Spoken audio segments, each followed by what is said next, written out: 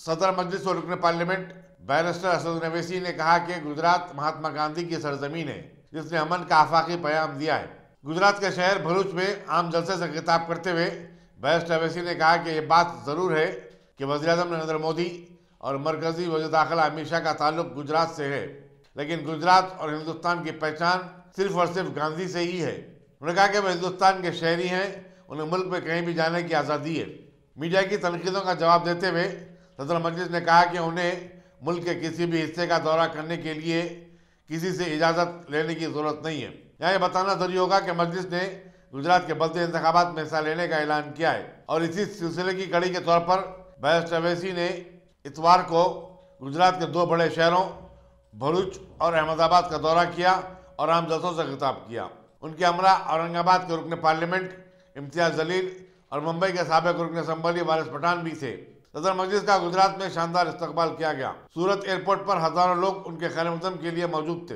Tribal welfare party के छोटू भाई वासवा और साबिक रुकन असम्बली मोहम्मद साबिर काबलीवाला भी एयरपोर्ट पर मौजूद थे। हमसे आज एक अजीब सवाल किया गया। हमसे टीवी चैनल के मोअज़्ज़िज़ जर्नलिस्ट ने हमसे सवाल किया कि असदुद्दीन अवैसी साहब, आप मोदी और अमित शाह के गुजरात में क्यों आए हैं? महेश भाई आप सुने ना, आप थे, सुने। तो मैंने कहा यह सवाल आपका गलत है। गुजरात भारत का हिस्सा है। मैं भारत का एक बाशिंदा हूं, बाइज्जत बाशिंदा हूं, अव्वल दर्जे का सिटीजन हूं और मैं भारत में किसी भी कोने में जा सकता हूं। मैं और कुछ भी कहना चाहता था मगर नहीं कहा, इसलिए कि आपके दरमियान में उसका जवाब देना चाहता था।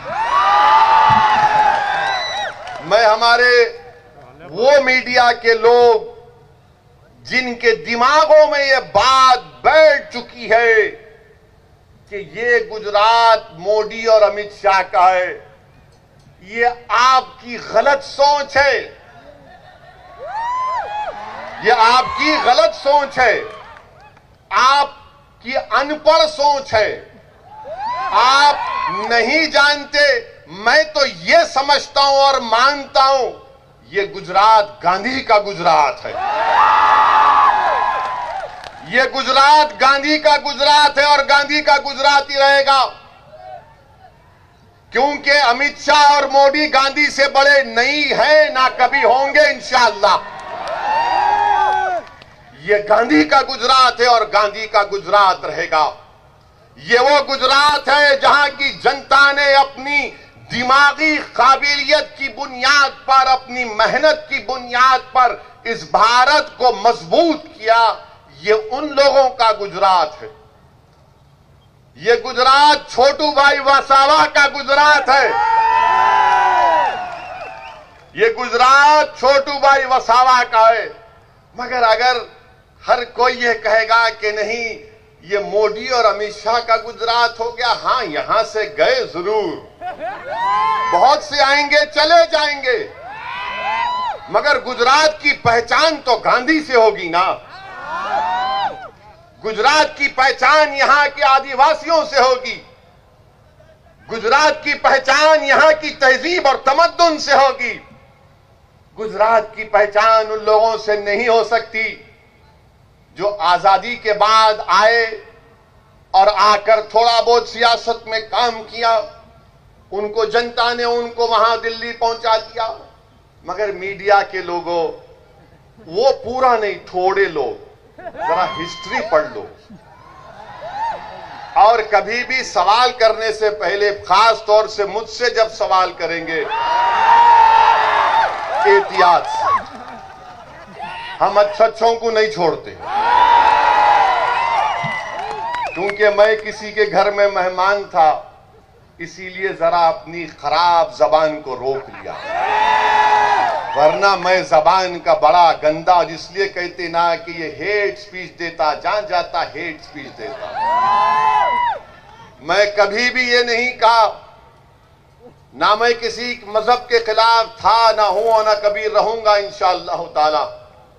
मेरी लड़ाई भारत के संविधान में जो हमको हक दिया गया उन हक हुकूक को हासिल करना है, और वही लड़ाई उस वक्त कामयाब होगी जब आप साथ देंगे। इस साल 17 फरवरी को चीफ मिनिस्टर के चंद्रशेखर राव की सालगिरह के मौके पर बड़े पैमाने पर शजरकारी का प्रोग्राम शुरू किया जाएगा। ग्रीन इंडिया चैलेंज प्रोग्राम के तहत पार्टी का हर कारकुन 3 पौधे लगाएगा। इस मुहिम की तशहीर के लिए इतवार को एक पोस्टर भी जारी किया गया। टीआरएस के रुकने पार्लियामेंट जय संतोष ने बताया कि एक ही दिन में 1 करोड़ पौधे लगाने का निशाना मुकर्रर किया गया है। इस मौके पर वजीर म्यूनिसिपल एडमिनिस्ट्रेशन के.टी. रामाराव, वजीर दाखिला महमूद अली, वजीर animal husbandry T. Srinivas Yadav, Mahabubabad की रुकने पार्लियामेंट एम. कविता, यलुंदुक की रुकने असम्बली हरिप्रिया नायक और दूसरे भी मौजूद थे।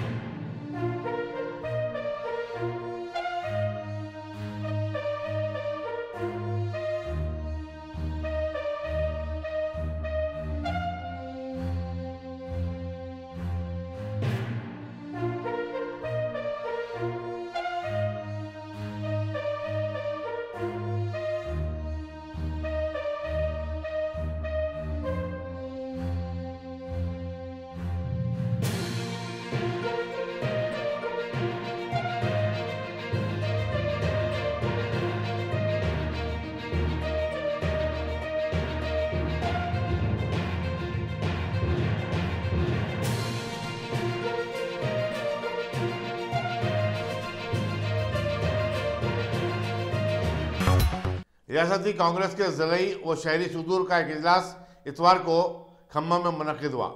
एआईसीसी के इंचार्ज व रुकने पार्लियामेंट मानिक्यम टैगोर ने अपने खिताब में पार्टी कारकुनों से कहा कि वो अपनी सियासी सरगर्मियों को तेज कर दें और आवाम से राब्ता बनाने का प्रोग्राम शुरू करें। उन्होंने कहा कि 3 ज़रूरी क़वानीन के नुकसानात से रियासत के किसानों को आगाह किया जाना बहुत ज़रूरी है। इजलास में असम्बली में कांग्रेस के फ्लोर लीडर मल्लू भट्टी विक्रमाका, सदर तेलंगाना प्रदेश कांग्रेस कमेटी उत्तम कुमार रेड्डी, एआईसीसी के सेक्रेटरी श्रीनिवासन और बोस राजू वगैरह ने भी खिताब किया। बोर्ड ऑफ इंटरमीडिएट ने रियासत के तमाम खानगी जूनियर कॉलेजों को हिदायत दी कि वो इम्तिहान फीस को ट्यूशन फीस से न जोड़ें। एक प्रेस नोट में बताया गया कि कॉलेज को पाबंद किया गया कि वो तलबा से इम्तिहानी फीस गैर मशरूत तौर पर वसूल करें। ऐसा न करने वालों के खिलाफ कार्रवाई की जाएगी। फीस के लिए जारी करदा शेड्यूल के मुताबिक 11 फरवरी बिना किसी जुर्माने के इम्तिहान फीस दाखिल करने की आखिरी तारीख होगी। रियासती वज़ीर दाखिला महमूद अली ने कहा कि रियासत में चीफ मिनिस्टर के चंद्रशेखर राव की ज़ेर क़यादत हुकूमत ने अक़लियतों की फलाह बहबूद के लिए जो प्रोग्राम शुरू किए हैं उसकी मिसाल सारे मुल्क में नहीं मिलती। उर्दू मस्कन खिलवत में टीआरएस के लीडर ख्वाजा बहाउद्दीन के जलसे तरंजियत से खिताब करते हुए वज़ीर दाखिला ने कहा कि चीफ मिनिस्टर अक़लियतों के हमदर्द हैं और वो मुसलमानों की तरक्की के ख़्वाह हैं। उन्होंने ज़िंदगी के हर शोबे में अक़लियतों को भी दूसरे तबक़ात के साथ ला खड़ा करने की कोशिश की है। इस जलसे में सीनियर लीडर अरशद अली खान की भी गुलपोशी की गई। सऊदी अरब में 17 मई तक 20 मुल्कों से आने वाले मुसाफिरीन पर पाबंदी के ऐलान के बाद ऐसा लगता है कि हिंदुस्तानी आज़मीन इस साल जुलाई में हज का सफ़र नहीं कर सकेंगे। ताहम इस ज़मन में हुकूमत सऊदी अरब की तरफ से कोई वाज़ेह ऐलान नहीं हुआ है। कोरोना वायरस की वबा के चलते हिंदुस्तान के बशमूल दुनिया के तमाम ममालिक के मुसलमान गुज़श्ता साल हज अदा नहीं कर सके। सिर्फ मुकामी अफराद की महदूद तादाद को हज की मशरूत इजाज़त दी गई थी। हिंदुस्तान से तकरीबन 2 लाख आज़मीन हज के लिए जाते हैं। ट्रैफिक पुलिस फलकनुमा ने हफ्ते की रात को शराब पीकर गाड़ी चलाने वालों के खिलाफ मुहिम चलाई। इंस्पेक्टर नरसिम्हा रेड्डी और सब इंस्पेक्टर मोजी राम ने निगरानी की। पुलिस की इस कार्रवाई पर आवाम ने सख्त बरहमी का इज़हार किया और हालत नशा में गाड़ी चलाने वाले बाज़ अफराद की पुलिस के साथ तल्ख बहस भी हो गई।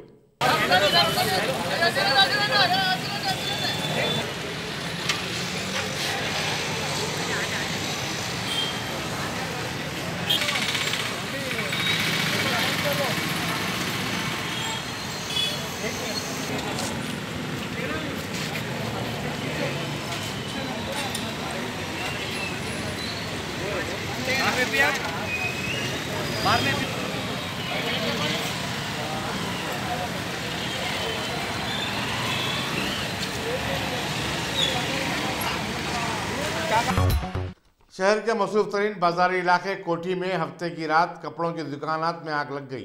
तकरीबन 4 फायर इंजनों ने मकाम हादसा पर पहुंचकर आग को बुझाया। बताया जाता है कि आंध्रा बैंक के रूबरू वाक़ दुकानात में लगी आग से भारी नुकसान हुआ है। जीएसएमसी और पुलिस सुल्तान बाजार के अहदेदार भी वहां पहुंच गए और तफसीलात इकट्ठा की। आग लगने की वजूहात का पता नहीं चल सका। पुलिस ने सिलसिले में एक मुकदमा दर्ज करके तहकीकात का आगाज कर दिया है। दूसरी तरफ एनी शाहिदीन ने बताया कि कपड़े की एक दुकान में शॉर्ट सर्किट की वजह से आग भड़क उठी। उस वक्त दुकान में ग्राहक भी मौजूद थे जो खौफ के मारे दुकान के बाहर भागने लगे। इसके बाद सारे इलाके में हलचल मच गई। 2021 at about 11:15 a.m. 11:15 p.m. a fire accident was taken place opposite Andhra Bank, where 8 glass shops were gutted with fire. Immediately, police and fire officials, including electricity department, rushed to the spot. Local police, NSO, and NZO, and other police officers rushed to the spot and made some precautions. So far, we could not find out the loss of the property. After taking the complaints from the victim persons, we will investigate into this matter. Thank you. There is no casualty, only property damage. Is any person injured? No. So far nothing. Luckily, our people rushed and put up the fire. Thank you. Covid वबा की वजह से lockdown के दौरान क़वानीन को तोड़ने पर तेलंगाना में लाखों अफराद के खिलाफ केसेस दर्ज किए गए। हुकूमत तेलंगाना के जानिब से केसेस की एक सुई भी नहीं हुई। हालांकि केसीआर एक दिलदार और सेक्युलर सीएम है। होम मिनिस्टर महमूद अली की पुलिस ने केसेस दर्ज करने में कोई कसर नहीं छोड़ी। इस बात का सख्त नोट लेते हुए association for protection of civil rights और आसिम ने सीएम केसीआर को खत लिखा। खत के जरिए उन्होंने सीएम से मुतालबा किया है कि तमाम केसेस की जल्द से जल्द एक सुई की जाए और जब्त शुदा तमाम गाड़ियों और दस्तावेज उनके मालिकों को वापस कर दिए जाएं। इस ज़िमन में उन्होंने मीडिया से भी बातचीत की। आइए मुलाजा फरमाइए। चीफ मिनिस्टर के चंद्रशेखर राव ने इन क़यास आरियों को मुस्तरद कर दिया कि रियासत की क़यादत में अनक़रीब कोई तब्दीली होगी। उन्होंने कहा कि वो सेहतमंद और पूरी तरह तंदुरुस्त हैं। आइंदा 10 बरस तक वही चीफ मिनिस्टर रहेंगे। बंजारा हिल्स में वाक़ तेलंगाना भवन में पार्टी की आमेला के इजलास से खिताब करते हुए चीफ मिनिस्टर ने पार्टी कैडर से कहा कि वो गैर ज़रूरी बयानबाजी न करें और न ही क़यास आरियों को हवा दें। 2.5 घंटे से ज़्यादा अरसे तक चलने वाले इजलास में पार्टी की रुकनियत साजी और 27 अप्रैल को मुनक़िद शुदी प्रिलिमिनरी कन्वेंशन, सदारती चुनाव के बशमूल कई उमूर पर तफसीली तबादला ख्याल किया गया। चीफ मिनिस्टर ने, जो टीआरएस पार्टी के सदर भी हैं, 12 फरवरी से रियासत भर में पार्टी की रुकनियत साजी की मुहिम शुरू करने की हिदायत दी। उन्होंने कहा कि गुज़श्ता मरतबा 60 लाख अरकान बनाने का रिकॉर्ड बनाया गया था। चुनाचे हर असम्बली हल्के में अब 50,000 नए अरकान बनाते हुए वो रिकॉर्ड तोड़ा जाए। चीफ मिनिस्टर ने ग्रेजुएट हल्के से एमएलसी की 2 नशिस्तों पर होने वाले चुनाव, नागार्जुना असम्बली हल्के के ज़िमनी इंतखाबात और 6 बल्दियात के लिए होने वाले चुनाव पर भी बातचीत की और इस यकीन का इजहार किया कि टीआरएस पार्टी को इन तमाम चुनावों में बरतरी हासिल होगी। चीफ मिनिस्टर ने कहा कि 11 फरवरी को होने वाले जीएसएमसी के मेयर और डिप्टी मेयर के उम्मीदवारों के नामों का बंद लिफाफे में उसी दिन इंकशाफ किया जाएगा। उन्होंने टीआरएस के तमाम कारपोरेटर्स और जीएसएमसी के बाएतबार ओहदा अरकान से टीआरएस उम्मीदवारों को कामयाब बनाने की अपील की।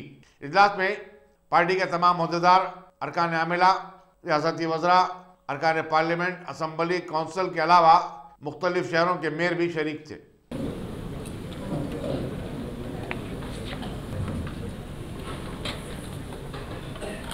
సెక్రటరీ జనరల్ గారు, పెద్దకేశ్వరరావు గారు, శాసన మండలి సభ్యులు పార్టీ ప్రారంభించి అద్భుతమైనటువంటి ఒక పొలిటికల్ ఫోర్స్ ఉంది. ఎప్పటికప్పుడు నాయకత్వం తీసుకునే నిర్ణయాలు చాలా మన పార్టీ పెట్టినటువంటి ప్రతికూల పరిస్థితి. ఆఖరికైతే మనం కోరిన దాకా కూర్చున్నాం. ఇప్పుడు అందరు పెడతారు. అంత ఈజీ కాదు. దానికి ఈక్వేషన్, సిచ్యువేషన్, టైమింగ్ ఒక ఊళ్ళో ఇస్తారు. ఆ గ్రామానికి రావడం, వాళ్ళకి ఒక ఇటు రామారావు గారు ముఖ్యమంత్రి, ఇలా ఏదో వాళ్ళు కొంత బేదారు. నాతో పాటు ఆయన ఫస్ట్ టైం ఓడిపోయింది, నేను ఓడిపోయింది, ఆయన ఓడిపోయింది. సెకండ్ టైం ఇద్దరు పేపర్ కూడా నేను పోయి పాపం గంట చెప్పిన ఇక ఇంట్లో సిద్దిపేటలో ఉంటుందని, సిద్దిపేట కొమర్షియల్ ఉంటుంది. ఆ కోమర్షియల్ పక్కన కూడా ఐదు గెస్ట్ హౌస్ ఉంటుంది. గంట 2 గంటలు చెప్పి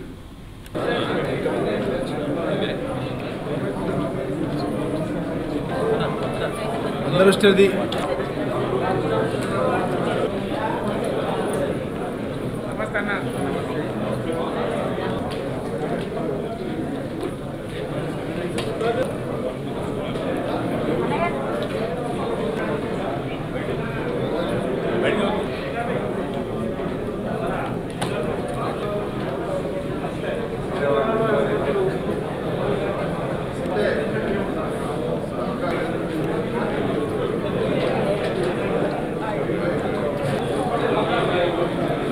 అందరికీ నమస్కారం.